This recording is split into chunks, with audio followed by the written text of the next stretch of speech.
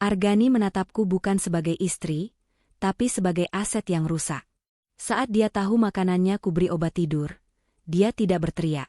Dia hanya mengambil kapak pemadam kebakaran dengan tenang. Poinmu 0, Fiera, bisiknya sebelum mengayunkan kapak itu ke pintu tempatku bersembunyi. Saat bilah kapak menembus kayu tepat di depan wajahku, aku sadar pilihanku malam ini hanya mati atau... Sebelum ceritanya dimulai, silahkan tulis di kolom komentar dari daerah mana saja teman-teman yang menonton cerita ini. Jangan lupa like dan subscribe agar channel ini bisa semakin berkembang dan bisa mempersembahkan cerita yang lebih menarik lagi. Pukul 3.45 pagi. Alarm di kepala Fiera Larasati berbunyi 15 menit lebih awal daripada alarm di ponselnya. Ia tidak boleh terlambat bangun. Keterlambatan adalah inefisiensi, dan inefisiensi berarti pengurangan poin.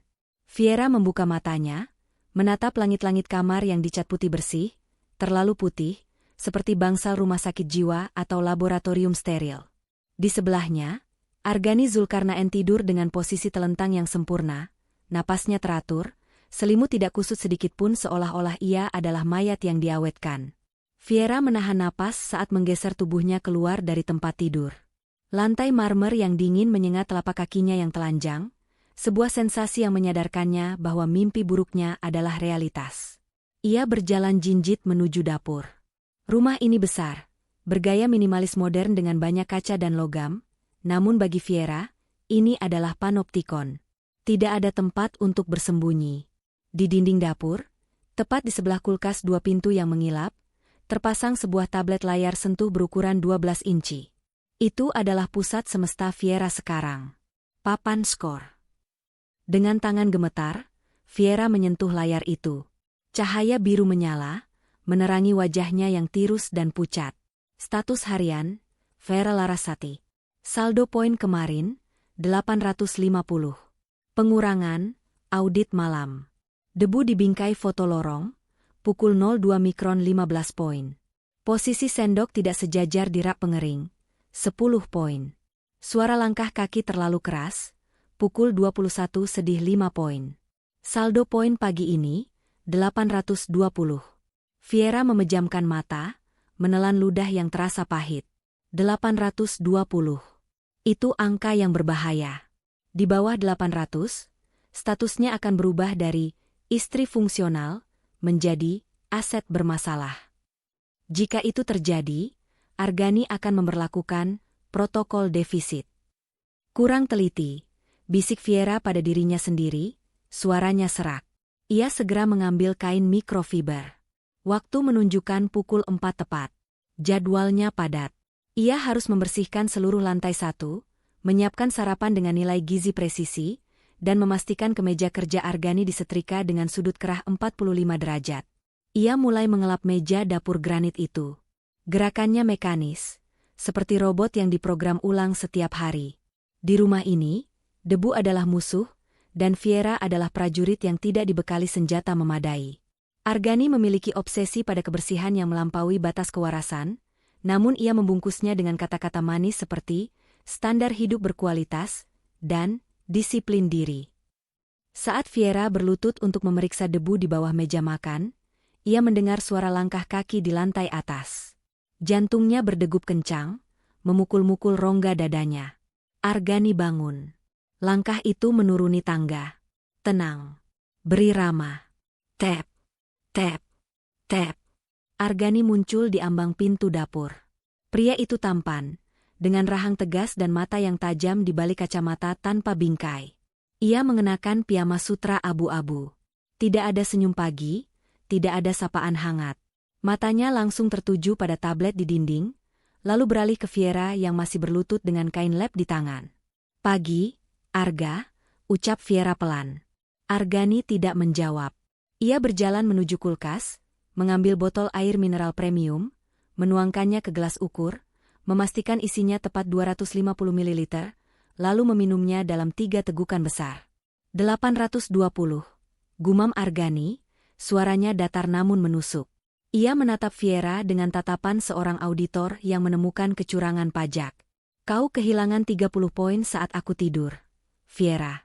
Itu penurunan kinerja sebesar 3,5% dalam waktu kurang dari 8 jam. Maaf, Arga. Aku. Jangan minta maaf. Perbaiki, potong Argani. Ia meletakkan gelas kosong di wastafel dengan bunyi kling yang nyaring. Sistem poin ini dibuat bukan untuk menghukummu, sayang. Ini untuk membantumu menjadi versi terbaik dari dirimu. Konsistensi adalah kunci kesuksesan. Jika kau tidak bisa mengurus debu di bingkai foto, bagaimana kau bisa mengurus anak-anak kita nanti? Ana. Kata itu membuat rahim Fiera ngilu. Argani menolak menyentuhnya jika poin Fiera di bawah 950. Sudah 6 bulan mereka tidak berhubungan suami istri. Uang belanjamu hari ini sudah aku transfer. Sesuaikan menunya dengan anggaran yang tersedia berdasarkan performamu, lanjut Argani sambil berjalan kembali ke kamar untuk mandi. Dan Fiera, pastikan kopiku nanti bersuhu tepat 92 derajat Celcius. Kemarin kau menyajikannya di angka 89 derajat. Terlalu dingin. Itu tanda kemalasan. Fiera mengangguk pada punggung suaminya. Setelah Argani hilang di balik tikungan tangga, Fiera merosot di lantai dapur yang dingin. Ia melihat notifikasi di ponsel bututnya, satu-satunya alat komunikasi yang diizinkan, yang tentu saja disadap. Transfer masuk, Rp25.000. Rp25.000. Untuk makan 3 kali sehari, untuk 2 orang. Dan Argani mengharapkan hidangan setara restoran bintang 5. Air mata Fiera menetes, tapi ia segera menyekanya. Menangis membuang waktu. Menangis tidak menghasilkan poin. Pasar tradisional berjarak 2 km dari kompleks perumahan elit mereka. Fiera berjalan kaki. Argani melarangnya menggunakan mobil jika tujuannya hanya pasar. Bensin adalah variabel pengeluaran yang harus ditekan jika poin istri sedang rendah. Panas matahari pagi mulai menyengat kulitnya, namun rasa lapar di perutnya lebih menyiksa. Terakhir kali ia makan layak adalah 2 hari lalu, itu pun hanya sisa roti yang tidak dimakan Argani. Di tangannya, Fiera menggenggam erat uang Rp25.000 yang lecek. Otaknya berputar cepat, melakukan kalkulasi matematika yang mematikan. Beras, masih ada sisa setengah kilo di rumah. Cukup untuk hari ini. Protein, Argani harus makan daging atau ikan. Aku bisa makan kuah sayur. Sayuran, harus segar. Argani membenci sayuran layu. Fiera berhenti di lapak Pak Mamat, penjual sayur langganannya. Pagi, Neng Fiera. Tumben jalan kaki, sapa Pak Mamat ramah. Fiera memaksakan senyum tipis. Iya, Pak. Hitung-hitung olahraga. Kebohongan itu meluncur lancar. Ia sudah terlatih berbohong untuk menutupi aib, keluarga sempurna, nya. Pak, saya mau bayam 1 ikat, tempe 1 papan, sama ada potongan ayam yang murah. Ayam lagi naik, Neng. Sekilo 35.000. Fiera menelan ludah. Kalau ceker? Atau kepala? Pak Mamat menatapnya heran.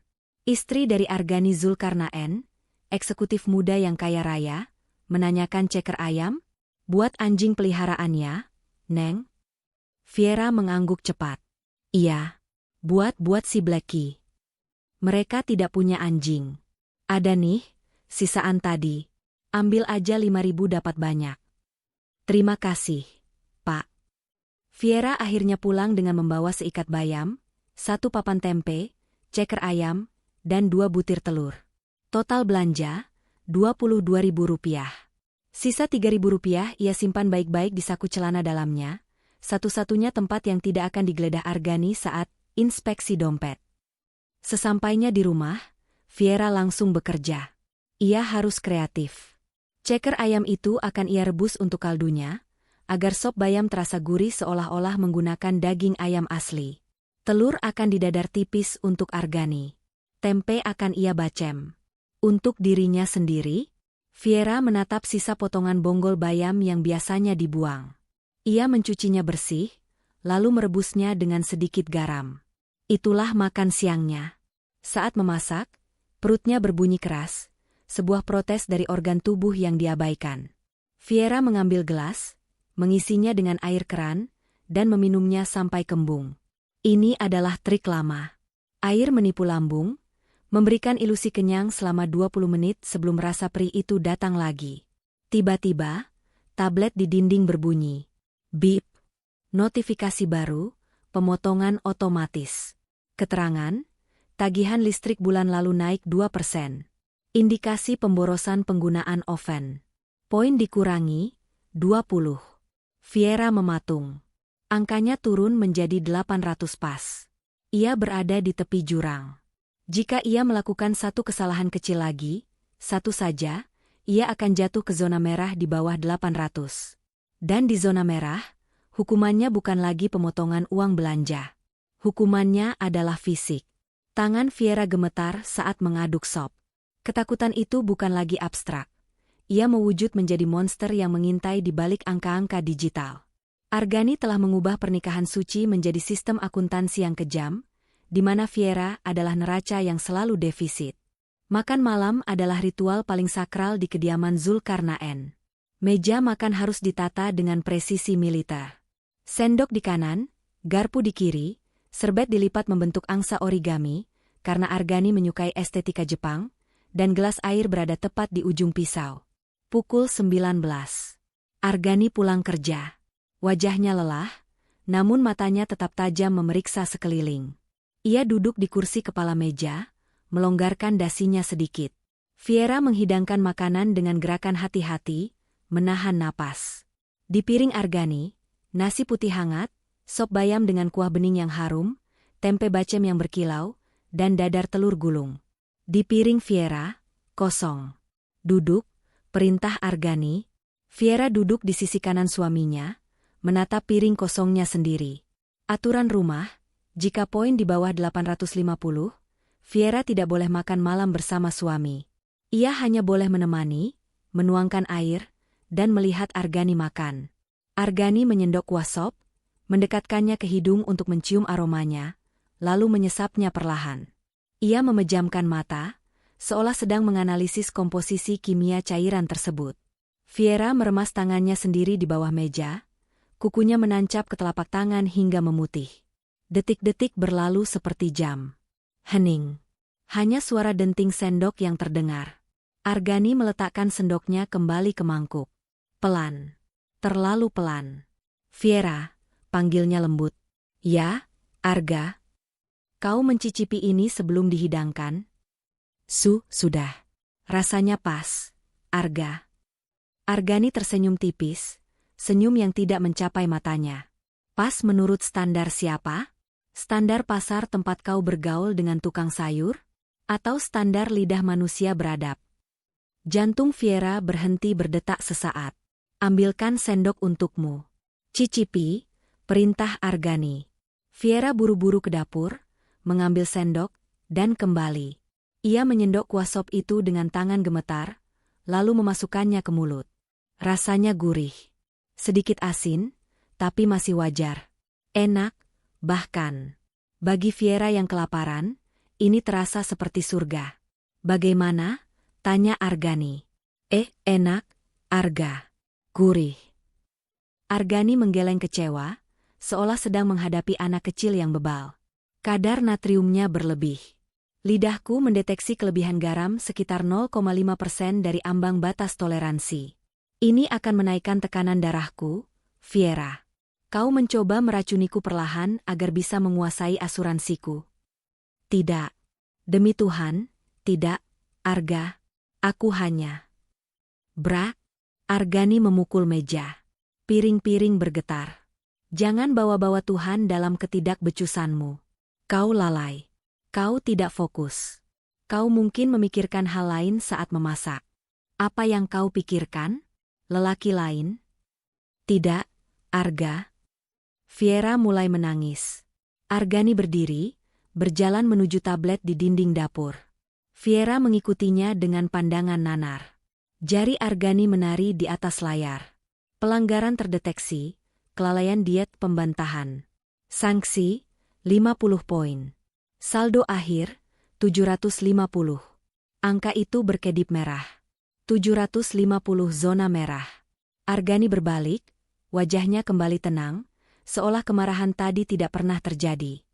750. Kau tahu artinya, Fiera? Fiera mengangguk lemah, air mata membasahi pipinya. Hukuman level 1. Benar. Puasa total 24 jam. Mulai detik ini, kata Argani dingin. Ia kembali duduk di meja makan. Dan sebagai hukuman tambahan karena membantahku tadi, kau harus duduk di situ dan melihatku menghabiskan makanan ini sampai butir nasi terakhir. Kau tidak boleh pergi sebelum aku selesai. Fiera kembali duduk. Perutnya melilit hebat, rasa lapar bercampur mual karena stres. Ia melihat suaminya makan dengan lahap, menikmati sop yang katanya terlalu asin, itu sampai habis. Argani bahkan menambah nasi. Ia makan dengan sengaja, mengunyah pelan-pelan, membiarkan Fiera mendengar suara kecap mulutnya. Itu bukan sekadar makan malam. Itu adalah demonstrasi kekuasaan. Argani sedang memberi makan egonya dengan rasa lapar istrinya. Sambil menatap Argani yang sedang mengupas buah jeruk sebagai pencuci mulut, pikiran Fiera melayang ke masa lalu, mencari-cari di mana letak kesalahan yang membawanya ke neraka ini. 3 tahun lalu, Fiera adalah wanita karir yang cemerlang. Ia bekerja sebagai manajer pemasaran di sebuah perusahaan startup. Ia mandiri, ceria, dan penuh hidup. Lalu ia bertemu Argani di sebuah seminar finansial. Argani saat itu tampak sempurna. Ia seorang aktuaris senior, pria yang bekerja dengan risiko dan probabilitas. Dia cerdas, bicaranya terstruktur, dan penampilannya selalu rapi. Fiera jatuh cinta pada kestabilan yang ditawarkan Argani. Di tengah dunia Fiera yang kaotik dan serba cepat, Argani adalah tiang pancang yang kokoh. Hidup itu butuh sistem. Fiera, kata Argani saat kencan ketiga mereka. Banyak orang gagal karena mereka mengandalkan perasaan, bukan data. Saat itu, Fiera menganggap ucapan itu sebagai tanda kedewasaan. Ia tidak menyadari bahwa itu adalah red flag. Pernikahan mereka diawali dengan manis, tapi tanda-tanda itu mulai muncul di bulan kedua. Awalnya halus. Argani mulai mengomentari cara Fiera berpakaian, terlalu boros kain, cara Fiera tertawa, terlalu keras, tidak efisien energi, hingga akhirnya ia meminta Fiera berhenti bekerja. Aku bisa menghidupimu 10 kali lipat dari gajimu, kata Argani waktu itu. Tugasmu adalah mengelola rumah. Jadikan rumah kita sebagai perusahaan yang sukses. Efisiensi adalah profit. Fiera setuju. Ia pikir menjadi ibu rumah tangga akan menyenangkan. Lalu datanglah perjanjian efisiensi rumah tangga. Sebuah dokumen setebal 50 halaman yang disodorkan Argani di ulang tahun pernikahan pertama mereka. Di sanalah sistem poin diperkenalkan. Awalnya sebagai permainan lucu-lucuan. Kalau rumah bersih, kamu dapat poin, nanti poinnya bisa ditukar liburan ke Bali, kata Argani sambil tersenyum manis. Fiera bodoh. Ia setuju. Perlahan tapi pasti, hadiah itu berubah menjadi hak dasar. Poin bukan lagi untuk liburan, tapi untuk uang belanja. Lalu untuk izin keluar rumah. Lalu untuk makan. Dan Argani, sang aktuaris jenius, selalu mengubah algoritmanya sehingga Fiera tidak akan pernah bisa menang. Ia seperti katak yang direbus perlahan. Tidak sadar airnya makin panas hingga akhirnya kulitnya melepuh, dan ia tidak bisa lagi melompat keluar. Mau kulit jeruknya? Suara Argani memecah lamunan Fiera. Argani menyodorkan kulit jeruk sisa kupasannya. Masih ada sedikit serat buahnya. Lumayan untuk menambah vitamin, karena kau sedang puasa. Fiera menatap kulit jeruk itu, lalu menatap mata suaminya. Ada kilatan sadis di sana. Dengan tangan gemetar, Fiera mengambil kulit jeruk itu. Bukan untuk dimakan, tapi untuk diremas dalam kepalan tangannya di bawah meja. Kebencian mulai tumbuh di sela-sela rasa takutnya. Kebencian yang dingin dan tajam. 2 minggu berlalu sejak pemakaman. Tari masih tinggal di rumah orang tuanya, tapi dia datang setiap sore sepulang kerja untuk membantu Alan mengurus Aruna. Hubungan mereka belum pulih 100% sebagai suami istri, tapi mereka menjadi tim co-parenting yang solid. Alan mengambil cuti panjang dari kantor. Ia mendedikasikan waktunya untuk mendekatkan diri pada Aruna. Tidak mudah. Aruna masih sering murung, sering melamun memanggil ibunya. Sore itu, Alan mengajak Aruna duduk di meja makan yang luas. Di atas meja, Alan menggelar kertas-kertas gambar besar dan pensil warna.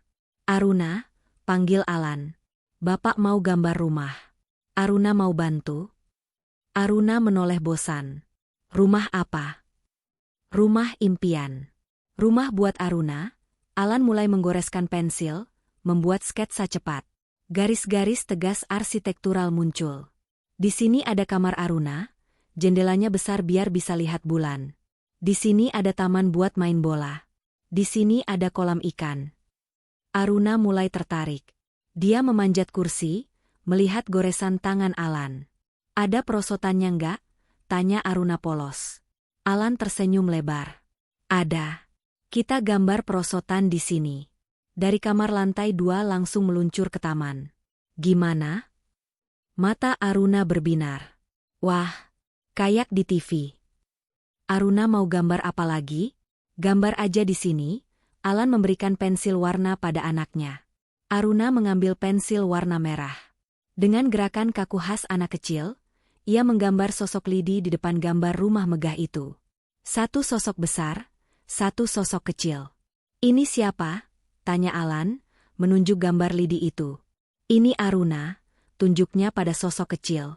Lalu jarinya menunjuk sosok besar. Ini, Bapak. Jantung Alan berdesir. Kata itu keluar begitu natural, tanpa paksaan, tanpa rasa takut. Dan ini, Aruna menggambar satu sosok lagi di atas atap rumah, diberi sayap. Ini ibu. Ibu lihat dari atas. Alan menahan haru yang meledak di dadanya. Ia mengangkat Aruna ke pangkuannya. Kali ini, Aruna tidak menolak.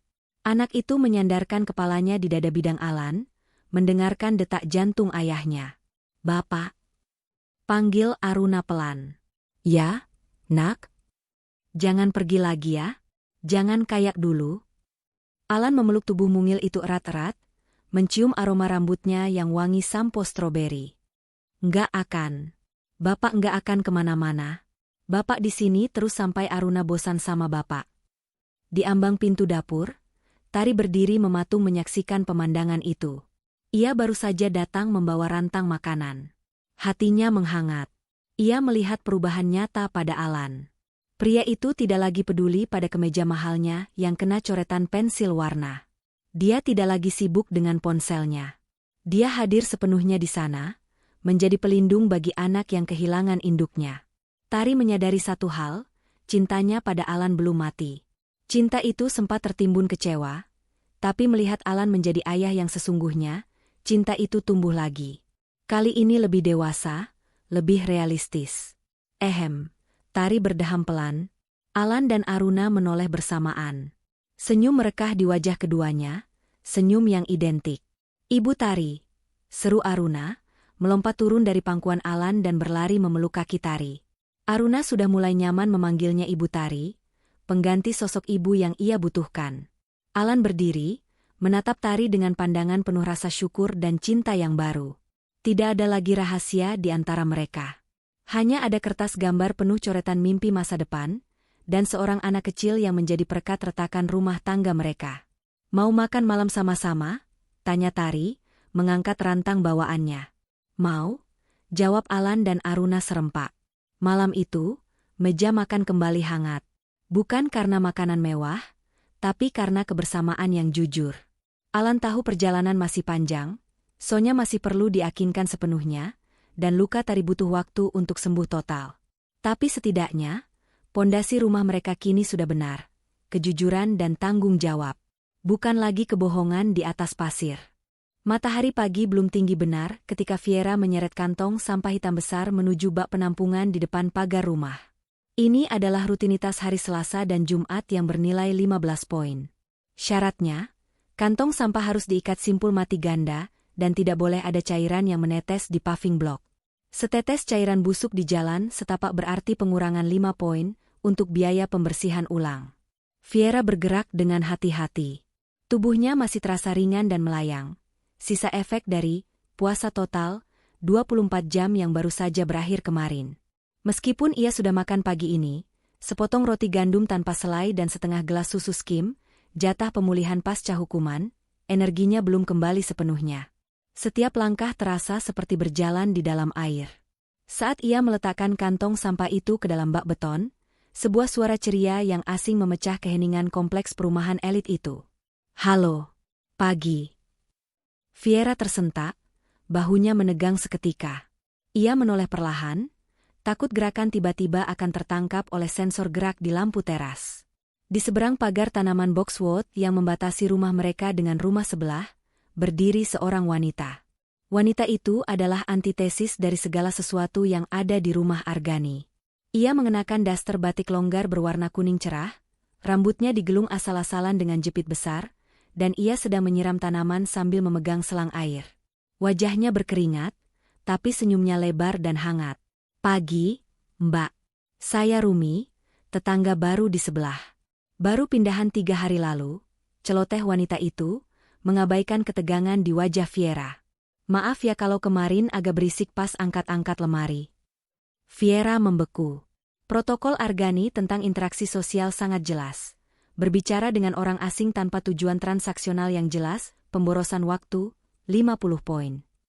Argani menyebutnya kontaminasi sosial. Tetangga seringkali membawa gosip, pinjaman barang, atau standar hidup yang tidak efisien. "Selamat pagi," jawab Fiera, suaranya nyaris tak terdengar. Ia memaksakan sudut bibirnya naik sedikit, sebuah senyum sopan yang diprogram untuk mengakhiri percakapan secepat mungkin. "Wah, Mbak ini yang namanya Bu Argani ya? Pak Argani yang kerja di perusahaan asuransi itu, kan? Suami saya kenal lo, katanya orangnya pintar banget." Rumi terus nyerocos sambil mematikan keran air. Ia berjalan mendekat ke pagar pembatas yang hanya setinggi dada orang dewasa. Mata Rumi yang jeli menyapu sosok Fiera. Dari kejauhan, Fiera mungkin terlihat seperti istri orang kaya yang elegan dengan gaun rumah berbahan linen. Namun dari jarak sedekat ini, Rumi bisa melihat detail yang mengganggu, tulang pipi yang terlalu menonjol, lingkaran hitam di bawah mata yang tidak bisa ditutupi bedak tipis, dan cara Fiera memegang lengan kirinya sendiri, gestur defensif yang umum pada orang yang sering merasa terancam. "Saya Fiera," koreksi Fiera pelan. Ia melirik jam tangan digital murah yang dipinjamkan Argani untuk memantau durasi tugas. Ia sudah di luar selama 3 menit. Batas waktu membuang sampah adalah 4 menit. "Maaf, Bu Rumi, saya harus kembali ke dalam. Ada masakan di kompor." Buru-buru amat? Mbak Fiera, itu tangannya kenapa?" tanya Rumi tiba-tiba, menunjuk pergelangan tangan Fiera yang terekspos saat lengan bajunya tersingkap sedikit. Ada bekas lebam ungu kehijauan di sana, bekas cengkeraman Argani saat menyeretnya keluar dari dapur minggu lalu, karena Fiera menjatuhkan garpu. Fiera buru-buru menarik lengan bajunya. Jantungnya berpacu liar. Kejedot pintu. "Biasa, kurang hati-hati. Mari, Bu."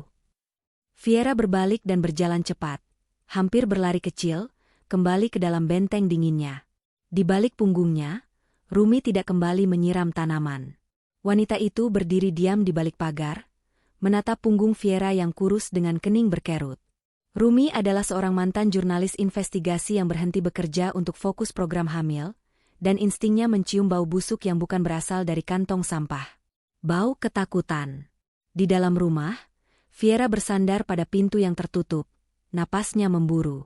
Ia menatap tablet di dinding lorong. Deteksi durasi tugas luar. Waktu aktual, 4 menit 12 detik. Target, 4 menit 0 detik.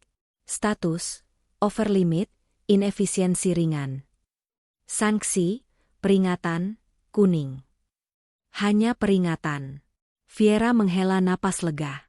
Tapi pertemuan dengan Rumi meninggalkan jejak lain. Tatapan Rumi tadi bukan tatapan menghakimi yang biasa Fiera terima dari teman-teman kerja Argani. Itu adalah tatapan khawatir. Sudah lama sekali tidak ada yang menatap Fiera dengan rasa khawatir murni. Itu membuat retakan kecil di dinding isolasi yang dibangun Argani. Fiera menyadari betapa ia merindukan interaksi manusia yang normal, yang tidak diukur dengan poin atau desibel suara. Hari Kamis adalah jadwal deep cleaning ruang kerja Argani. Ini adalah tugas dengan risiko tinggi dan imbalan tinggi. Nilainya 200 poin jika sempurna, tapi bisa berakibat fatal jika ada satu dokumen saja yang berubah posisi. Ruang kerja Argani adalah tempat suci. Lantainya dilapisi karpet tebal yang meredam suara, dindingnya dipenuhi rak buku yang disusun berdasarkan warna dan tinggi buku. Di tengah ruangan, meja mahoni besar mendominasi. Fiera masuk dengan membawa perlengkapan pembersih khusus.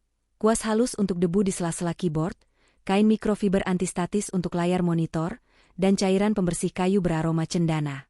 Argani sedang di kantor, jadi Fiera memiliki waktu 2 jam sebelum CCTV di ruangan ini aktif kembali. Argani mematikannya dari jauh saat jadwal pembersihan agar Fiera tidak merasa diawasi. Sebuah kebohongan manipulatif lainnya, karena Fiera tahu audio tetap menyala. Saat Fiera membersihkan laci terbawah meja kerja, laci yang biasanya terkunci, ia menyadari kuncinya tergantung lemah di lubangnya. Argani lupa mencabutnya. Ini kejadian langka, probabilitas 1:1.000.000 bagi pria seperfeksionis Argani. Keingintahuan adalah dosa di rumah ini, tapi naluri bertahan hidup Fiera lebih kuat. Dengan tangan gemetar yang dibungkus sarung tangan karet, ia memutar kunci itu. Klik. Laci terbuka. Di dalamnya tidak ada tumpukan uang atau perhiasan. Hanya ada satu buku catatan tebal bersampul kulit hitam. Buku itu terlihat tua, jauh lebih tua dari usia pernikahan mereka. Fiera membukanya. Halaman pertama bertuliskan, Project Alpha, Elina, 2015 hingga 2018. Elina. Nama mantan tunangan Argani yang katanya meninggal karena kecelakaan mobil. Fiera membalik halaman demi halaman. Matanya membelalak ngeri. Ini bukan buku harian. Ini adalah log data. Sama persis dengan sistem poin yang dialami Fiera, tapi ditulis manual dengan tulisan tangan Argani yang rapi dan kecil-kecil. 12 Februari 2016, subjek Elina menunjukkan resistensi pada pengurangan jatah karbohidrat. Sanksi level 2 diterapkan. 15 Maret 2017, berat badan Elina mencapai target ideal 45 kg. Estetika meningkat, namun stamina menurun. Perlu penyesuaian asupan suplemen agar tetap bisa bekerja optimal di rumah. 20 Agustus 2018, subjek mengalami gangguan histeria. Mengancam akan melapor ke orang tua. Isolasi total 72 jam diperlukan untuk reset mental. Dan halaman terakhir, tertanggal 10 September 2018. Tulisannya ditebalkan dengan tinta merah. Final entry, subjek gagal beradaptasi. Tingkat kerusakan mental mencapai 90%. Metode koreksi tidak lagi efektif. Subjek mengakhiri partisipasi secara mandiri, melompat dari balkon apartemen. Evaluasi, kegagalan sistem karena terlalu banyak variabel emosi. Untuk subjek berikutnya, Project Beta, sistem harus didigitalkan dan dibuat lebih impersonal untuk mengurangi keterikatan emosional auditor. Fiera menutup mulutnya menahan jeritan. Elina tidak kecelakaan mobil. Elina bunuh diri. Dan Argani, dia tidak merasa sedih. Dia menganggap kematian Elina sebagai kegagalan sistem dan pembelajaran untuk menciptakan sistem yang lebih baik bagi Fiera. Fiera adalah Project Beta. Tubuh Fiera menggigil hebat. Selama ini ia berpikir Argani hanya suami yang keras dan obsesif. Ia berpikir jika ia bisa menjadi istri yang sempurna, Argani akan berubah kembali menjadi pria manis yang ia kenal dulu. Tapi buku ini membuktikan sebaliknya. Argani adalah sosiopat. Dia tidak melihat Fiera sebagai manusia, melainkan sebagai tikus laboratorium dalam eksperimen seumur hidupnya tentang kontrol dan efisiensi. Fiera menutup buku itu cepat-cepat, mengunci laci kembali, dan memastikan posisi kunci sama persis seperti semula, miring 15 derajat ke kiri. Ia melanjutkan membersihkan debu dengan air mata mengalir dalam diam. Penemuan ini mengubah segalanya. Rasa takut Fiera berubah bentuk. Jika sebelumnya ia takut dihukum, sekarang ia takut mati. Ia tahu, jika ia tidak keluar dari rumah ini, nasibnya hanya ada dua. Menjadi robot kosong tanpa jiwa, atau menjadi entry terakhir di buku catatan Argani sebagai subjek yang diterminasi. Pengetahuan adalah kekuatan, bahkan di dalam penjara. Sejak menemukan buku hitam, Fiera tidak lagi memandang Argani sebagai dewa yang maha tahu. Ia memandangnya sebagai mesin yang memiliki celah kode. Mesin bergantung pada input data.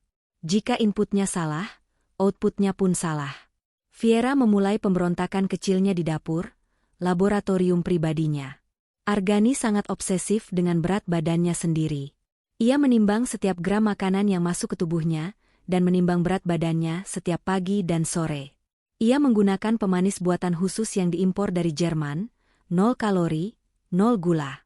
Hari Minggu, saat Argani sedang golf dengan klien, kegiatan wajib untuk networking, bukan rekreasi, Viera mengambil toples pemanis buatan itu.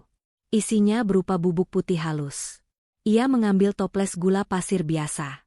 Ia menumbuk gula pasir itu hingga menjadi bubuk yang sangat halus, hampir menyerupai tekstur pemanis buatan Argani. Lalu, ia melakukan mixing. 80% pemanis buatan, 20% gula pasir asli. Ia mengaduknya rata. Secara visual, tidak ada bedanya. Secara rasa, gula pasir sedikit lebih manis. Tapi karena Argani mencampurnya dengan kopi pahit robusta, perbedaannya akan tersamar. Senin pagi, Argani duduk sarapan. Viera menyajikan kopi hitam. Ia berdiri di samping meja dengan tangan di belakang punggung, jantungnya berdebar kencang. Ini adalah pertaruhan nyawa. Jika Argani sadar, Viera habis. Argani menyesap kopinya.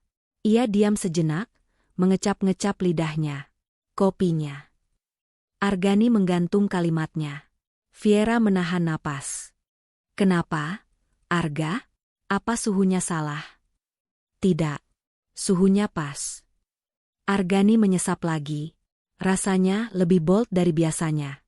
Kau mengganti merek biji kopinya? Tidak. Masih stok yang sama.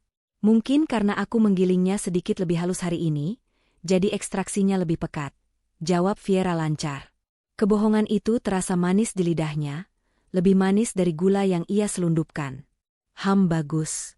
Ekstraksi yang efisien, puji Argani, lalu menghabiskan kopinya. Viera tersenyum dalam hati. Pujian itu adalah kemenangan pertamanya. Seminggu kemudian, efeknya mulai terlihat. Timbangan digital Argani menunjukkan kenaikan berat badan 0,8 kg. Bagi orang normal, itu fluktuasi biasa. Bagi Argani, itu bencana. Bagaimana bisa naik? Gumam Argani frustrasi, berdiri di atas timbangan dengan hanya memakai celana dalam. Kalori masuk dan keluar sudah dihitung presisi. Defisit 300 kalori per hari. Seharusnya turun 0,3 kg minggu ini. Kenapa malah naik? Ia menatap Viera dengan tatapan menuduh. Kau memasukkan minyak ke dalam saladku? Tidak, Arga. Aku merebus semuanya sesuai sop. Jawab Viera dengan wajah polos yang sempurna. Mungkin metabolisme kamu melambat karena faktor usia? Atau stres pekerjaan menaikkan kortisol yang memicu retensi air? Argani terdiam. Argumen Viera menggunakan istilah medis yang logis. Ego Argani tersentil. Ia tidak mau mengakui dia menua atau stres. Mustahil.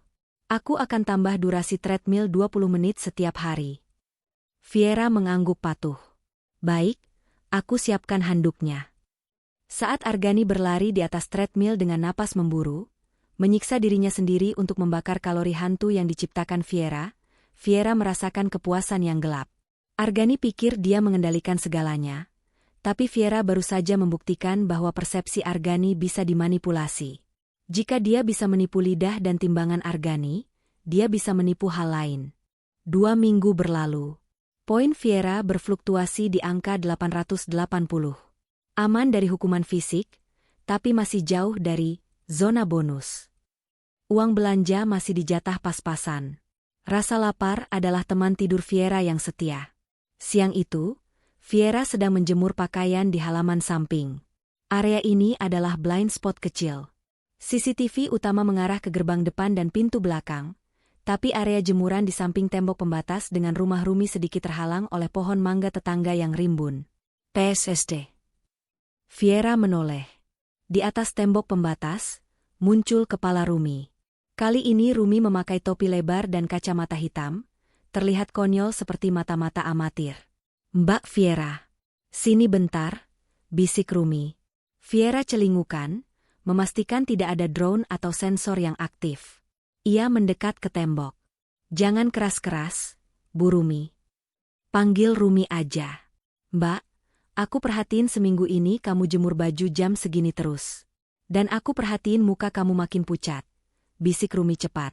Tiba-tiba tangannya menyodorkan sebuah rantang plastik berwarna hijau lewat atas tembok. Nih, ambil cepet. Apa ini? Bubur ayam. Spesial. Udah aku dinginin dikit biar bisa langsung dimakan cepet-cepet. Nggak ada racunnya kok. Suamiku aja abis 2 mangkok. Viera ragu. Menerima makanan dari orang lain adalah pelanggaran berat. Pasal 4 ayat 2, Kemandirian Pangan Keluarga. Sanksinya minus 100 poin. Tapi aroma bubur itu menembus lubang hidung Viera. Aroma bawang goreng, kuah kuning yang kaya rempah, dan seledri segar. Perut Viera berbunyi, begitu keras hingga mungkin bisa didengar Rumi. Ambil aja, Mbak. Nggak ada yang lihat. Aku jagain dari sini, desak Rumi, matanya penuh simpati yang tulus. Tangan Viera bergerak sendiri, didorong oleh insting purba untuk bertahan hidup. Ia menyambar rantang itu. Makannya di situ aja, di balik spray yang lagi dijemur. Biar ketutup, instruksi Rumi. Viera menurut. Ia berjongkok di balik spray putih lebar yang berkibar pelan, bersembunyi seperti anak kecil yang nakal. Ia membuka tutup rantang. Isinya penuh. Bubur kental dengan suiran ayam yang melimpah, cakwe, kacang kedelai, dan kerupuk yang sudah agak layu terkena kuah tapi tetap terlihat lezat. Suapan pertama membuat Viera ingin menangis. Rasanya meledak di mulutnya. Asin, gurih, hangat. Bukan rasa hambar yang terukur. Ini rasa rumah yang sesungguhnya. Viera makan dengan lahap, cepat, nyaris tersedak. Ia tidak menyadari betapa laparnya dia sampai makanan itu masuk ke sistem pencernaannya. Dalam 5 menit, rantang itu bersih licin. Viera bahkan menjilati sendoknya. Dopamin membanjiri otaknya, memberinya kejernihan pikiran yang sudah lama hilang. Udah? Tanya Rumi dari balik tembok. Viera berdiri, menyerahkan rantang kosong itu kembali. Terima kasih, Rumi. Terima kasih banyak, bisik Viera. Matanya berkaca-kaca. Itu, makanan ternak yang pernah saya makan setahun ini. Rumi menatapnya dengan pandangan serius. Mbak Viera, aku nggak tahu apa yang terjadi di rumah itu. Tapi kalau kamu butuh bantuan, kalau kamu butuh jalan keluar, aku dan suamiku ada di sini. Oke? Viera tidak menjawab. Ia hanya mengangguk singkat, lalu segera kembali berpura-pura menjemur baju. Ia merasa kenyang. Dan rasa kenyang itu memberinya keberanian. Ia sadar ia punya sekutu. Dinding kaca argani tidak kedap suara sepenuhnya. Ada orang di luar sana yang mendengar teriakannya yang bisu. Namun, kenyamanan itu berumur pendek. Viera lupa satu hal. Bau. Aroma bawang goreng dan kuah kari melekat di napasnya, di jarinya, bahkan mungkin di pori-porinya. Viera berlari ke kamar mandi pelayan di belakang, menggosok gigi 3 kali, dan mencuci wajahnya dengan sabun keras. Ia berharap itu cukup. Malam itu, Argani pulang lebih awal. Pukul 17.30 mobilnya sudah masuk garasi. Viera menyambutnya di pintu depan, membawakan tas kerjanya seperti biasa. Selamat sore, Arga. Argani tidak menjawab. Wajahnya datar, namun aura di sekelilingnya terasa membekukan, lebih dingin dari biasanya. Ia berjalan masuk, melepas jasnya, dan meletakkannya di sofa. Ada teknisi yang akan datang 10 menit lagi, kata Argani tiba-tiba saat Viera menuangkan air putih untuknya. Viera berhenti menuang. Teknisi? Ada yang rusak. Argani menatap Viera lekat-lekat. Tatapannya menelanjangi. Ia berjalan mendekat, lalu mencondongkan tubuhnya ke arah wajah Viera. Ia mengendus pelan. Jantung Viera berhenti. Apakah bau bubur ayam itu masih ada?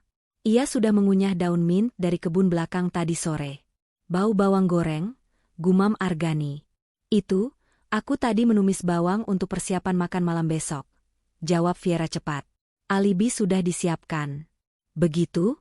Tapi di daftar inventaris kulkas, stok bawang merah sudah habis sejak kemarin dan belum ada pembelian baru hari ini. Balas Argani. Ia mengeluarkan ponselnya, menunjukkan data inventaris dapur yang terhubung real time. Dari mana kau dapat bawang itu, Viera? Viera terdiam. Skakmat. Mungkin aku lupa mencatat. Kau tidak pernah lupa mencatat.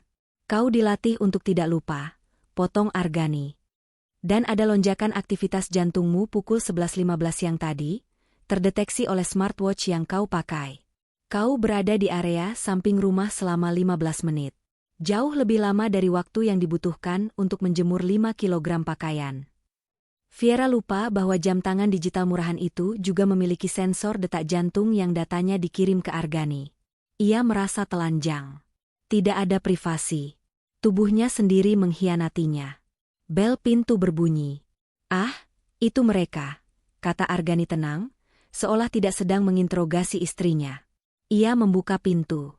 2 orang pria berseragam biru masuk membawa koper peralatan dan beberapa kotak kardus bertuliskan Secure Eye 4K, Total Surveillance System. Pasang di setiap titik buta, perintah Argani pada teknisi itu. Area jemuran samping, lorong belakang, gudang, dan pasang 1 unit fisheye di tengah plafon dapur untuk pandangan 360 derajat. Saya juga mau sensor suara dengan sensitivitas tinggi. Viera memucat. Arga, untuk apa semua ini? Kita tinggal di kompleks aman. Argani berbalik menatap Viera, tersenyum tipis. Keamanan eksternal bukan isunya, sayang. Isunya adalah keamanan internal. Loss prevention. Mencegah kebocoran aset dan pelanggaran protokol. Ia mendekatkan bibirnya ke telinga Viera, berbisik dengan nada yang membuat bulu kuduk Viera berdiri. "Kau pikir aku tidak tahu kau berinteraksi dengan tetangga barumu itu? Aku melihat bayangan di tembok dari pantulan kaca jendela lantai 2. Mulai sekarang, tidak ada lagi sudut gelap. Tidak ada lagi rahasia. Jika kau ke toilet pun, kau harus menekan tombol check-in di pintu agar durasimu tercatat." Argani menegakkan tubuhnya, lalu mengumumkan hukuman dengan nada formal layaknya hakim membacakan vonis. "Atas pelanggaran kejujuran dan interaksi ilegal, poinmu direset menjadi 0. Statusmu turun menjadi masa percobaan ketat. Akses keluar rumah dicabut total. Pintu pagar akan dikunci dengan smart lock yang hanya bisa dibuka dengan sidik jariku." Viera mundur selangkah, kakinya lemas. 0 poin. Penjara rumah. Dan sekarang, mata lensa kamera akan mengikutinya kemanapun ia pergi. Rumah ini bukan lagi sekadar penjara, ini adalah akuarium. Dan Viera adalah ikan yang sedang ditonton perlahan-lahan kehabisan oksigen. Saat para teknisi mulai mengebor dinding untuk memasang kamera, suara bor itu terdengar seperti suara paku yang dipalu ke peti mati Viera. Tapi di tengah keputusasaan itu, Viera teringat rasa bubur ayam tadi siang. Rasa kebebasan yang sesaat. Dia tidak bisa mundur lagi. Argani sudah mendeklarasikan perang total. Viera menatap punggung suaminya dengan tatapan baru. Tatapan seseorang yang tidak lagi memiliki apa-apa untuk dipertaruhkan. Jika Argani ingin mengawasinya 24 jam, baiklah. Viera akan memberikan pertunjukan. Pertunjukan tentang bagaimana seorang istri yang sempurna menghancurkan suaminya dari dalam, tepat di depan kamera. Rumah itu kini bukan lagi sekadar bangunan, melainkan organisme hidup yang memiliki ribuan mata dan telinga. Secure Eye 4K yang dipasang Argani bekerja tanpa lelah. Lensa kamera di sudut plafon dapur berkedip merah setiap 4 detik, menandakan rekaman aktif. Mikrofon sensitivitas tinggi, mampu menangkap suara langkah kaki tikus di plafon, apalagi bisikan manusia. Viera belajar beradaptasi dengan cepat di lingkungan barunya yang steril. Ia belajar menjadi pantomim. Ia bergerak tanpa suara, napasnya diatur sedatar mungkin agar tidak memicu lonjakan pada grafik desibel yang dipantau Argani dari kantornya. Sejak insiden bubur ayam, interaksi verbal dengan Rumi mustahil dilakukan. Argani telah memasang sensor getaran di tembok pembatas. Jika Viera mengetuk tembok, alarm di ponsel Argani akan berbunyi. Namun, Argani melupakan satu variabel dalam persamaannya yang rumit, cahaya dan warna. Hari Selasa. Viera sedang menjemur pakaian di halaman samping. Kamera CCTV menyorot punggungnya. Viera tahu ia sedang ditonton. Ia mengambil sehelai kemeja kerja Argani yang berwarna biru tua. Ia mengibaskannya 3 kali dengan gerakan patah-patah, kiri, kanan, kiri, sebelum menggantungnya. Di seberang tembok, di lantai 2 rumah Rumi, tirai jendela kamar tamu terbuka sedikit. Rumi berdiri di sana dengan teropong binokular. 3 kibasan kemeja biru. Itu adalah kode yang mereka sepakati lewat tatapan mata putus asa seminggu lalu saat Rumi, tidak sengaja, menerbangkan layangan anaknya yang bertuliskan instruksi sandi ke halaman Viera, sebelum layangan itu disita dan dibakar Argani. Kemeja biru, 3 kibasan, aku aman, lanjutkan rencana. Kaos merah, bahaya Argani pulang cepat. Handuk putih jatuh, Sos segera panggil polisi. Rumi menurunkan teropongnya, lalu mengetik pesan di ponselnya. Ia mengirimkannya pada Dante, mantan rekan kerja Viera yang kini bekerja sebagai konsultan keamanan siber. Rumi, subjek aman. Dia siap untuk tahap ekstraksi data. Kapan drone siap? Dante, malam ini. Jam 2 saat siklus server CCTV melakukan backup otomatis. Ada jeda 30 detik di mana sistem buta. Viera harus ada di posisi. Di halaman, Viera menyelesaikan tugas menjemurnya dengan presisi robotik. Wajahnya datar, namun otaknya bekerja keras menghafal pola rotasi kamera fisheye di atas kepalanya. Kamera itu berputar 360 derajat setiap 60 detik. Ada blind spot selebar 15 derajat tepat di bawah unit AC outdoor. Itu celah sempit, tapi cukup untuk menyembunyikan sebuah benda kecil. Malam harinya, Argani pulang dengan suasana hati yang stabil. Poin Viera merangkak naik ke angka 50 dari posisi 0. Lantai ruang tamu bersih. Tidak ada residu debu, komentar Argani sambil memeriksa grafik kualitas udara di tabletnya. Bagus. Kau mulai mengerti esensi dari kepatuhan, Viera. Terima kasih, Arga, jawab Viera monoton. Sebagai insentif, aku membuka akses air panas untuk mandimu malam ini. Durasi 5 menit, kata Argani, seolah ia adalah dewa yang bermurah hati memberikan hujan. Kau sangat baik, kata Viera. Di dalam hatinya, ia membayangkan menyiram wajah Argani dengan air mendidih. Tapi wajahnya tetap tunduk, patuh, sempurna. Argani tersenyum puas. Ia tidak tahu bahwa di balik topeng kepatuhan itu, Viera sedang menghitung mundur menuju pukul 2 pagi. Pukul 1.55 pagi. Viera bangun. Ia tidak menyalakan lampu. Ia hafal letak setiap furnitur di rumah ini hingga ke milimeternya. Ia merayap di lantai, menghindari sensor gerak yang dipasang setinggi pinggang. Jika ia merayap seperti komando militer, sensor itu tidak akan mendeteksi pergerakannya. Ia menuju pintu belakang yang mengarah ke area servis. Kunci pintu itu sekarang menggunakan biometric fingerprint milik Argani. Viera tidak bisa membukanya. Namun, ada jendela ventilasi kecil di atas pintu, cukup tinggi dan sempit, yang biasanya dibiarkan terbuka sedikit untuk sirkulasi udara mesin cuci. Viera menumpuk keranjang cucian dengan hati-hati agar tidak menimbulkan suara. Ia memanjat. Pukul 1.59. Di luar sana, langit gelap gulita. Angin malam mendesing pelan. Terdengar suara dengungan halus yang makin mendekat. Bukan suara serangga. Itu suara baling-baling drone mini yang dikendalikan Dante dari jarak 1 kilometer. Pukul 2. Lampu indikator di kamera CCTV di pojok ruangan berkedip kuning, lalu mati sejenak.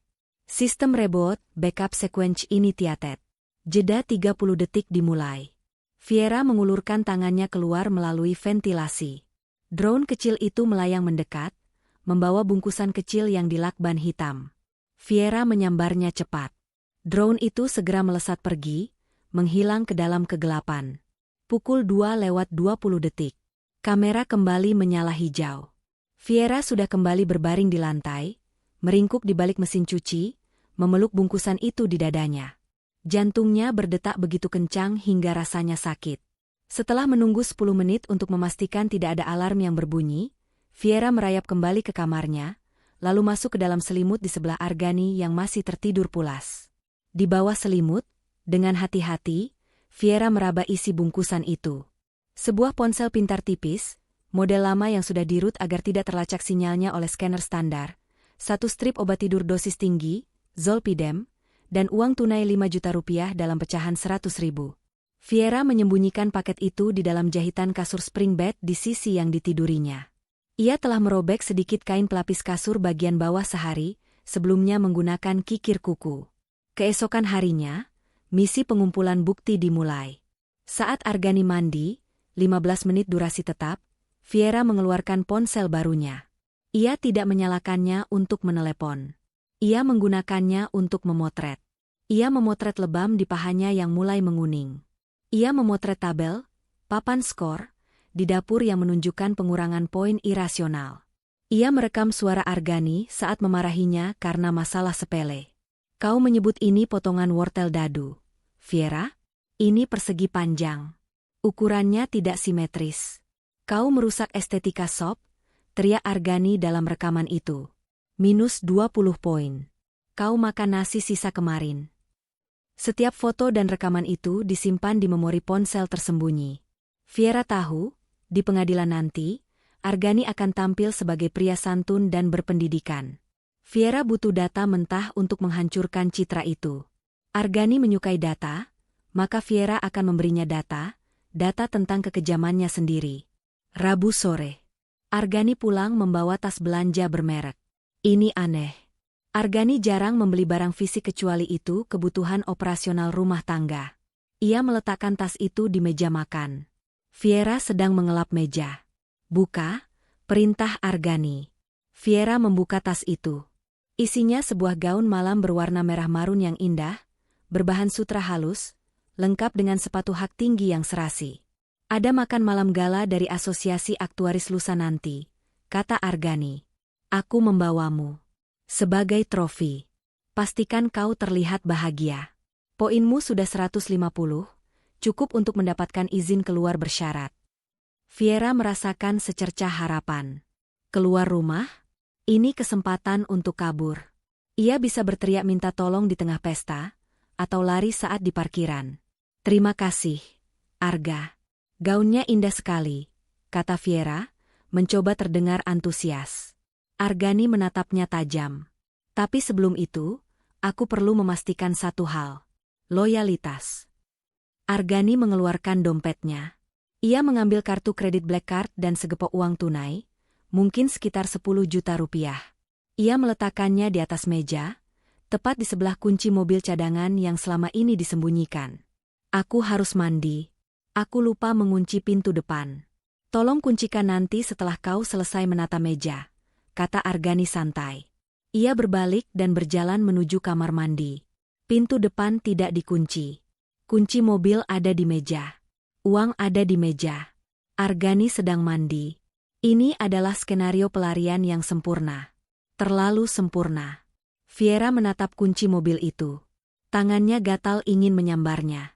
Jarak ke pintu depan hanya 5 meter.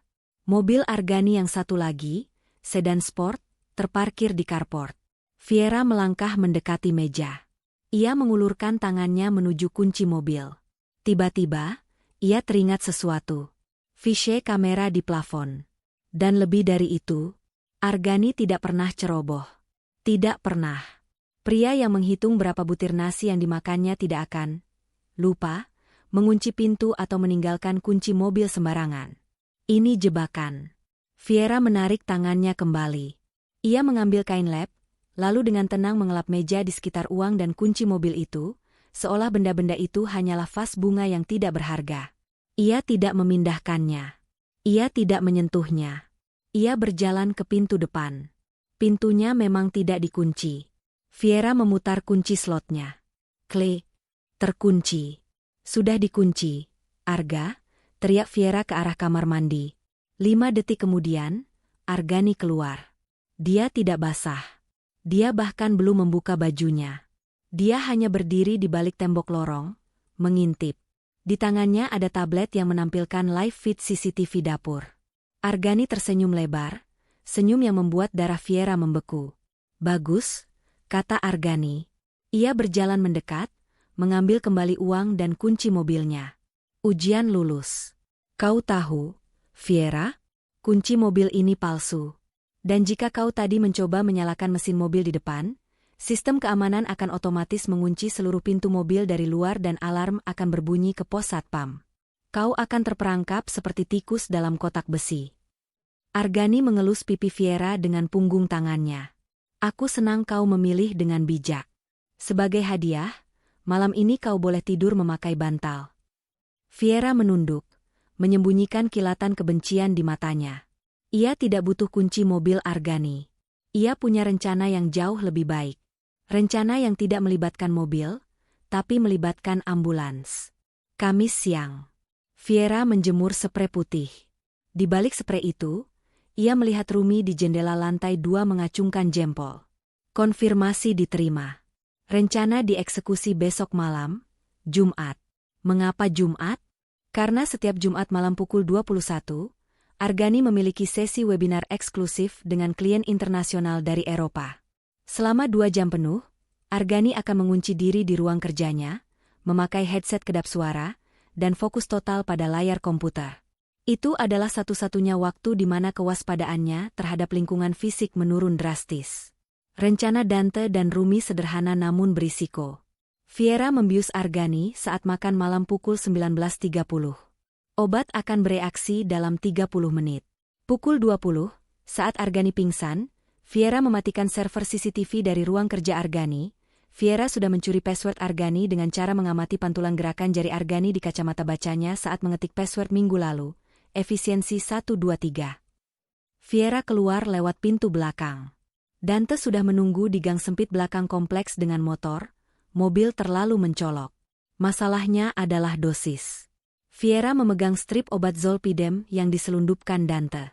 1 butir untuk tidur nyenyak. 5 butir untuk pingsan total.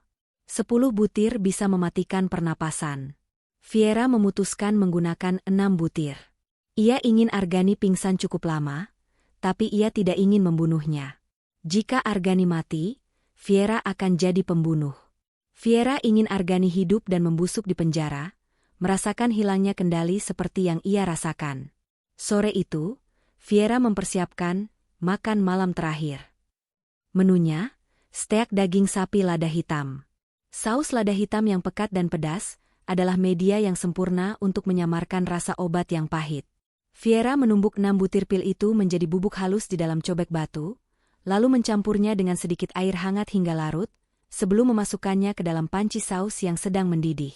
Ia mengaduknya perlahan, melafalkan doa dalam hati seiring putaran sendok sayur. Biarkan ini berhasil. Biarkan iblis ini tidur. Bau lada hitam memenuhi dapur, menyengat namun menggugah selera. Viera mencicipi ujung sausnya sedikit, sangat sedikit. Pedas, gurih, dan ada sedikit aftertaste pahit yang samar. Viera menambahkan 1 sendok teh madu. Rasa pahit itu hilang, tertutup oleh manis dan pedas yang kompleks. Sempurna. Malam itu, Viera tidak bisa tidur. Ia menatap langit-langit, membayangkan kebebasan. Membayangkan makan nasi goreng di pinggir jalan, membayangkan tidur tanpa takut dibangunkan untuk audit debu. Ketakutan masih mencengkeramnya, tapi adrenalin membuatnya tetap terjaga. Besok adalah hari penentuan. Jumat, pukul 19. Hujan deras mengguyur kota, disertai petir yang menyambar-nyambar. Suasana yang mendukung. Suara hujan akan menyamarkan suara gaduh jika terjadi perlawanan, dan petir sering mengganggu kestabilan jaringan listrik kompleks. Argani duduk di meja makan. Ia mengenakan kemeja santai tapi tetap rapi. Webinarnya 2 jam lagi. Bau lada hitamnya kuat sekali. Komentar Argani sambil memotong daging steak di piringnya. Pisau bergerigi itu mengiris daging medium rare dengan mudah, menampakkan bagian dalam yang merah muda berair. Viera berdiri di samping meja, memegang teko air. Tangannya dingin sedingin es. Aku menggunakan lada hitam Lampung kualitas ekspor, Arga. Katanya bagus untuk menghangatkan tubuh di cuaca hujan begini. Argani menusuk potongan daging yang berlumuran saus pekat itu. Ia mengangkatnya ke mulut. Viera menahan napas. Makanlah. Kumohon, makanlah. Garpu itu berhenti 2 sentimeter dari bibir Argani. Mata Argani menyipit. Ia tidak melihat ke daging, tapi ke piring. Ia meletakkan garpu kembali. Ia mengambil sendok, lalu menyendok sedikit saus di pinggir piring. Ia memiringkan sendok itu di bawah lampu gantung kristal yang terang benderang. Ada endapan, kata Argani pelan. Jantung Viera berhenti. Lihat ini, Viera. Argani menunjuk titik-titik putih mikroskopis yang tidak larut sempurna dalam saus coklat gelap itu. Zat pengisi pil Zolpidem. Tepung maizena akan larut transparan jika dimasak dengan benar. Tapi ini bukan tepung. Partikelnya granular. Dan warnanya chalky white. Argani mendekatkan sendok itu ke hidungnya, lalu menjilat ujungnya sedikit saja. Wajahnya berubah seketika. Ekspresi tenang itu lenyap, digantikan oleh topeng kemurkaan yang mengerikan. Ia membanting sendok ke lantai keramik. Prang! Zolpidem, raung Argani. Suaranya menggelegar mengalahkan suara petir. Kau mencoba membiusku dengan obat tidur generik. Kau pikir lidahku tidak bisa membedakan rasa kimia alkalin dengan lada? Fiera mundur, menabrak lemari pajangan. Gemetarnya tak terkendali. Arga, bukan itu. Argani berdiri, kursi makannya terpelanting ke belakang. Ia menyambar pisau steak di meja. Kau melanggar protokol tertinggi. Percobaan pembunuhan terhadap administrator sistem. Hukumanmu bukan lagi poin, Fiera. Hukumanmu adalah eliminasi. Argani menerjang maju. Fiera tidak berpikir lagi. Ia melempar teko air keramik yang dipegangnya ke arah wajah Argani. Brak! Teko itu pecah menghantam bahu Argani, menyiramnya dengan air es. Argani terhuyung sesaat, tapi itu memberi Fiera waktu 2 detik yang berharga. Fiera berbalik dan lari sekencang-kencangnya menuju tangga. Ia tidak bisa ke pintu depan, Argani menghalangi jalan. Ia harus ke lantai 2, ke kamar mandi utama yang pintunya paling tebal. Jangan lari kau aset cacat, teriak Argani, mengejar dengan pisau di tangan. Langkah kakinya berat dan cepat, seperti Terminator yang tidak kenal lelah. Fiera mencapai lantai 2, kakinya tersandung karpet, ia jatuh tersungkur. Ia merangkak, bangkit lagi, dan membanting pintu kamar mandi tepat saat ujung pisau Argani menancap di kayu pintu. Klik, klik. Fiera mengunci pintu itu dengan 2 slot manual yang ada. Di luar, Argani menggedor pintu. Buka. Kau tidak bisa sembunyi. Sistem keamanan rumah ini dikendalikan dari ponselku. Aku akan mematikan oksigen di ruangan itu kalau perlu. Fiera mundur menjauhi pintu, napasnya tersengal-sengal. Ia melihat ponsel rahasianya. Tidak ada sinyal di dalam kamar mandi berlapis marmer tebal ini. Tiba-tiba, gedoran berhenti. Hening. Hanya suara hujan yang terdengar. Keheningan itu jauh lebih menakutkan daripada teriakan Argani. Apa yang dia lakukan? Apakah dia mengambil kunci cadangan? Tidak. Fiera mendengar suara seretan logam berat di lantai lorong. Suara yang menyayat telinga. Shred, shred. Argani tidak mengambil kunci. Dia pergi ke ruang penyimpanan darurat di ujung lorong. Dia mengambil kapak pemadam kebakaran yang dipajang dalam kotak kaca, barang koleksi antik yang selalu dibanggakannya tajam. Duar, pintu kamar mandi bergetar hebat. Bilah kapak menembus kayu eboni yang tebal itu, menciptakan celah vertikal. Melalui celah itu, Fiera bisa melihat satu mata Argani yang melotot. Pupilnya melebar penuh kegilaan. Sistem. Ucap Argani dengan napas terengah, sedang melakukan hard reset pada subjek. Fiera menjerit. Ia terjebak. Jendela kamar mandi ini ada di lantai 2, tanpa balkon. Di bawahnya adalah paving blok beton. Pintu didobrak dengan kapak. Ponsel tidak ada sinyal. Rencana dan gagal. Rumi tidak bisa mendengar karena hujan badai. Fiera sendirian. Ia menatap jendela kaca besar di belakangnya. Kaca itu tebal, tempered glass. Susah dipecahkan. Tapi itu satu-satunya jalan keluar. Mati jatuh dari lantai 2, atau mati dicincang suami sendiri. Fiera mengambil tabung pemadam api ringan, APAR, kecil yang ada di sudut kamar mandi. Ia tidak menggunakannya untuk memadamkan api. Ia akan menggunakannya untuk memecahkan dinding kaca penjara ini. Duar. Hantaman ketiga kapak pemadam kebakaran itu merobek kayu eboni pintu kamar mandi hingga terbelah 2. Serpihan kayu tajam berhamburan ke lantai marmer. Melalui celah menganga itu, tangan Argani yang terbungkus ke meja mahal, kini basah oleh keringat dan air hujan. Masuk, meraba-raba mencari kunci slot bagian dalam. Tidak ada gunanya, Fiera. Suara Argani terdengar tenang, namun ketenangannya justru lebih mengerikan daripada teriakannya tadi. Kau hanya menunda kalkulasi akhir. Semakin lama kau melawan, semakin besar defisit yang harus kau bayar. Fiera berdiri membelakangi pintu, terpojok di dinding kaca tempret yang menghadap ke halaman belakang. Hujan badai di luar mengaburkan pandangan, mengubah dunia menjadi lukisan abstrak kelabu dan hitam. Di tangannya, tabung apar, alat pemadam api ringan, terasa berat dan dingin. Ia tidak punya waktu untuk takut. Rasa takut adalah variabel yang tidak berguna saat ini. Argani berhasil membuka slot kunci pertama. Klik! Fiera berteriak, bukan teriakan histeris, melainkan teriakan perang untuk memompa adrenalin. Ia mengayunkan tabung besi merah itu sekuat tenaga ke tengah kaca jendela. Prang! Bunyinya tidak seperti kaca pecah biasa. Bunyinya seperti ledakan. Ribuan butiran kaca tempret menyembur keluar dan ke dalam, menghujani Fiera seperti hujan berlian yang tajam. Angin badai langsung menerobos masuk, membawa air hujan yang menusuk kulit. Pintu kamar mandi terbuka sepenuhnya. Argani berdiri di ambang pintu, kapak di tangan kanannya turun perlahan.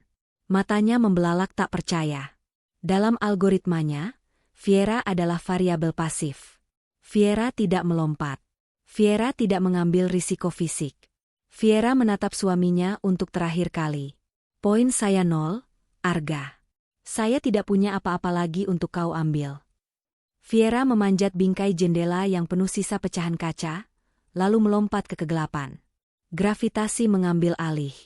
Jatuh dari lantai 2 terasa sangat lama namun berakhir dalam sekejap. Buk! Fiera mendarat di atas semak tanaman hias, lalu terguling ke paving block. Rasa sakit yang menyengat langsung menjalar dari pergelangan kaki kirinya. Tulangnya mungkin retak. Jeritan tertahan di tenggorokannya. Hujan mengguyur tubuhnya yang ringkih, menyamarkan air mata kesakitannya. Ia mencoba berdiri, tapi kakinya goyah. Ia harus merangkak. Di atas, di jendela yang pecah, siluet Argani terlihat menatap ke bawah. Pria itu tidak berteriak. Dia hanya berbalik dan menghilang dari jendela. Dia menuju tangga. Dia akan keluar lewat pintu belakang. Fiera menyeret kakinya yang cedera, merangkak di atas lumpur dan rumput basah menuju tembok pembatas rumah Rumi. Jaraknya hanya 10 meter, tapi terasa seperti 10 kilometer. Pintu belakang rumah Argani terbuka. Cahaya lampu dapur menyinari halaman belakang seperti lampu sorot penjara. Argani berjalan keluar dengan santai, memegang payung hitam besar di satu tangan dan senter taktis di tangan lain. Dia tidak lari. Dia tahu Fiera terluka. Detak jantungmu 160 bpm. Fiera, seru Argani, suaranya menembus deru hujan. Kau dalam kondisi syok. Kau butuh medis, bukan pelarian. Kembalilah. Aku akan mereset poinmu ke angka positif jika kau berhenti sekarang. Fiera mengabaikannya. Ia mencapai tembok pembatas. Tidak ada pintu di sini. Ia harus memanjat tumpukan ban bekas yang disusun Rumi sebagai pot tanaman. Rumi, teriak Fiera, suaranya parau tertelan badai. Tolong. Argani semakin dekat. Cahaya senternya menyapu punggung Fiera. Tiba-tiba, lampu sorot dari halaman sebelah menyala terang benderang, menyilaukan mata Argani. Di atas tembok, muncul sosok besar. Itu Pras, suami Rumi, seorang mantan atlet angkat besi. Di sebelahnya, Rumi berdiri memegang tongkat baseball. Naik, Mbak Fiera. Raih tanganku, teriak Pras. Fiera mengulurkan tangannya yang gemetar. Pras mencengkeram pergelangan tangan Fiera yang kurus dengan mudah, lalu menariknya ke atas tembok seolah Fiera seringan kapas. Argani berhenti tepat di bawah tembok. Wajahnya terkena cahaya lampu sorot, basah dan dingin. Ia menatap Pras dengan tatapan merendahkan. Itu istri saya, kata Argani datar. Dia sedang mengalami episode psikotik. Dia berbahaya bagi dirinya sendiri. Kembalikan dia. Pras berdiri tegap di atas tembok, melindungi Fiera di belakang punggungnya. Langkah 1 senti lagi ke properti saya, Pak Argani, dan saya akan patahkan tangan Bapak. Polisi sudah di jalan. Argani terdiam sejenak.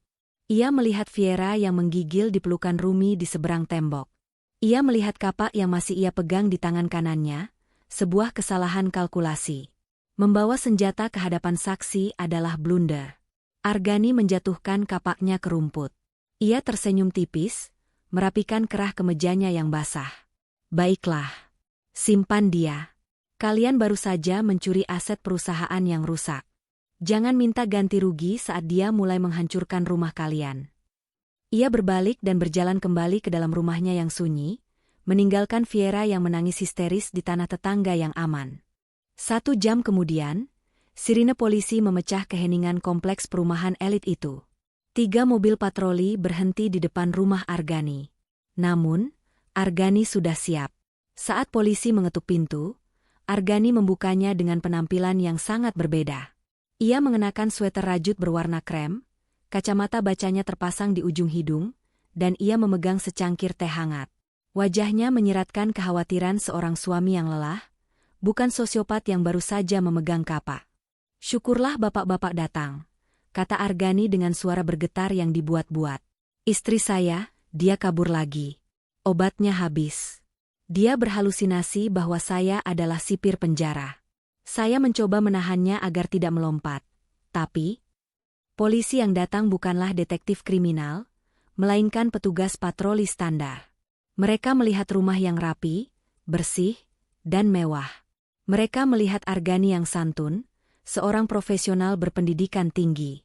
Lalu mereka melihat laporan dari Rumi, seorang wanita kurus kering yang histeris dan menuduh suaminya memberlakukan sistem poin.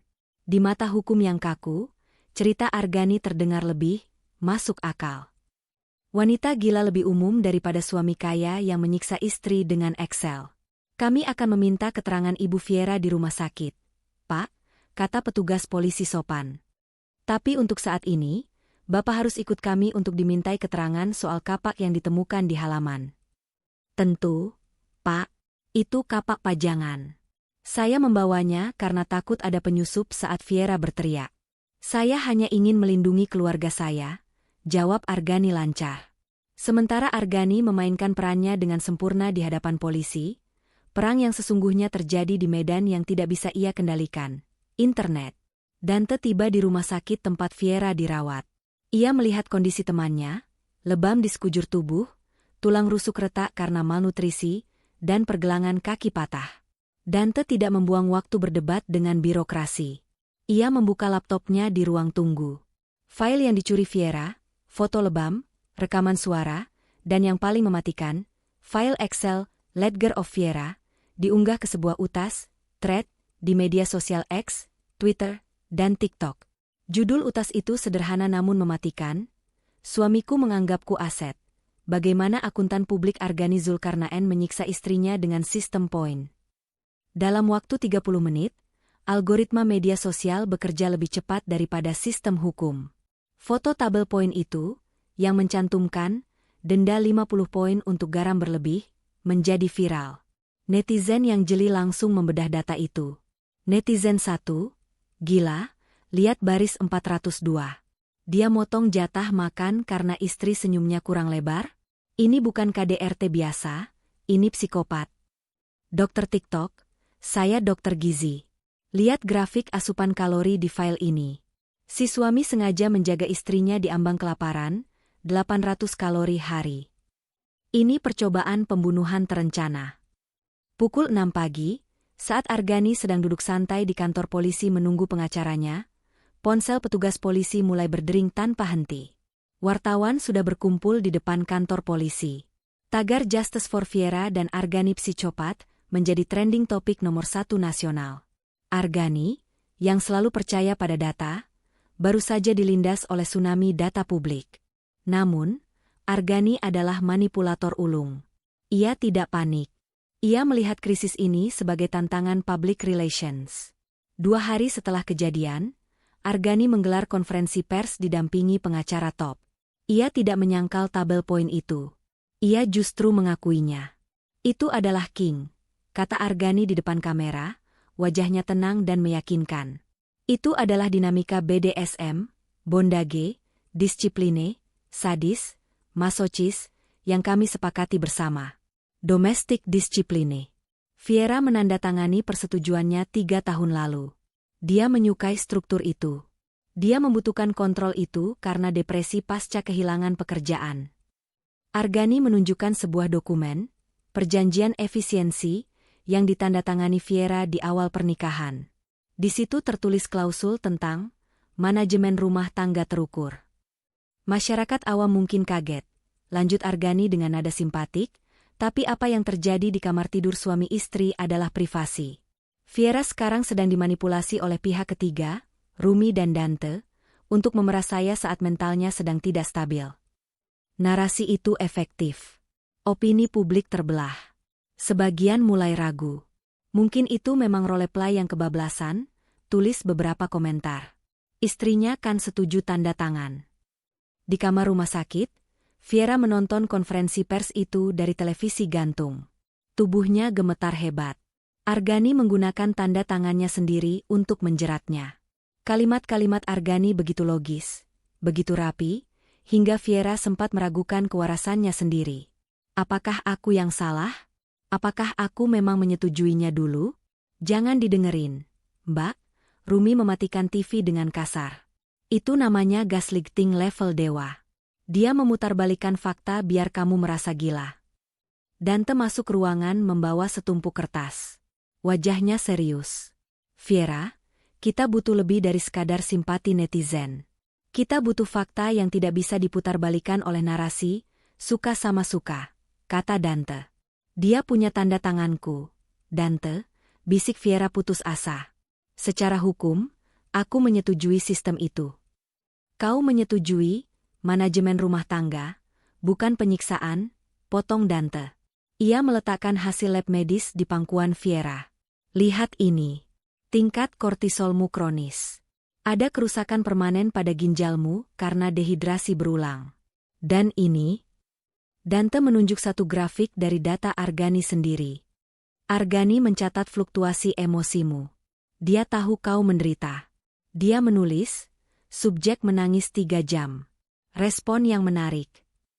Fiera membaca catatan kaki yang ditulis Argani dalam spreadsheet-nya. Tidak ada cinta di sana. Tidak ada permainan. Hanya ada observasi dingin seorang ilmuwan terhadap kelinci percobaan yang sekarat. Kemarahan yang dulu Fiera rasakan saat menemukan buku hitam di laci Argani kembali menyala. Kali ini lebih besar.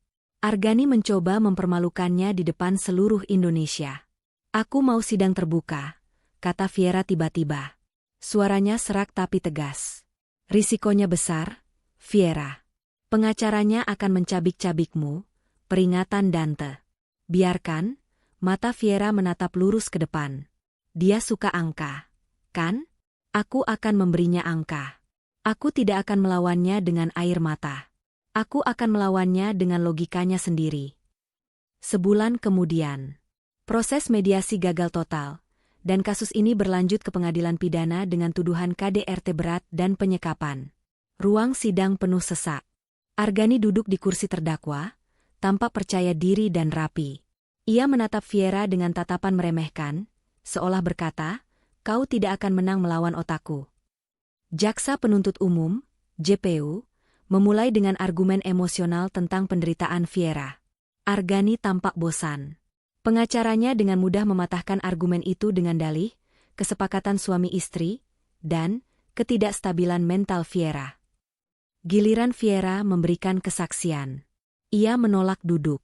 Ia berdiri, masih menggunakan penyangga kaki, berjalan tertatih menuju proyektor. Saya tidak ingin berbicara tentang perasaan saya, kata Fiera. Mikrofon mendengung sedikit. Saya ingin berbicara tentang efisiensi. Argani mengangkat alisnya, tertarik. Fiera meminta izin hakim untuk menampilkan slide presentasi yang disusunnya bersama Dante. Slide 1, grafik korelasi pendapatan versus hukuman. Terdakwa mengklaim sistem poin dibuat untuk mendisiplinkan saya karena rumah kotor. Fiera memulai, menunjuk grafik garis merah dan biru. Tapi data ini saya ambil dari server pribadi terdakwa.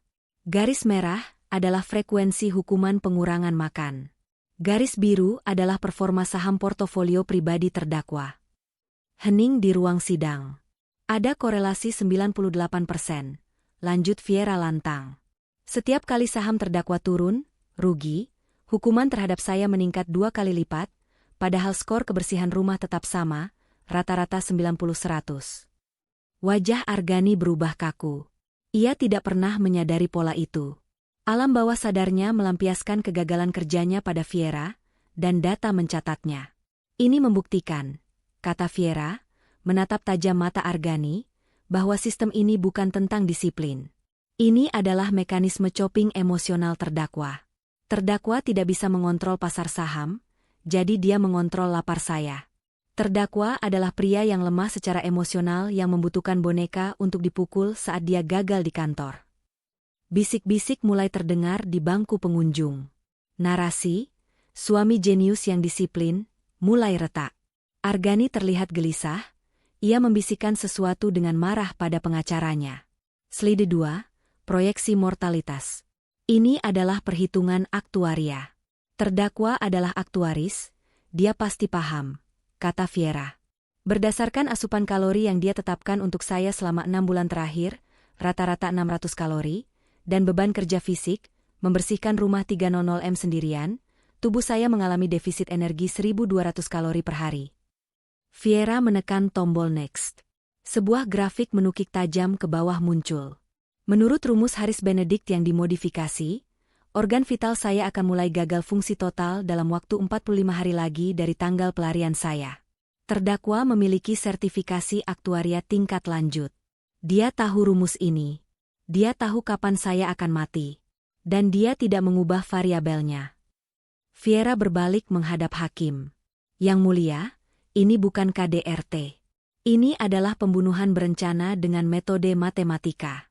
Dia sedang menghitung hari kematian saya sambil menonton TV. Pengacara Argani berdiri, keberatan. Ini spekulasi. Ini matematika, bantah Fiera keras. Dan matematika tidak pernah berbohong, seperti kata suami saya. Argani berdiri tiba-tiba, wajahnya merah padam.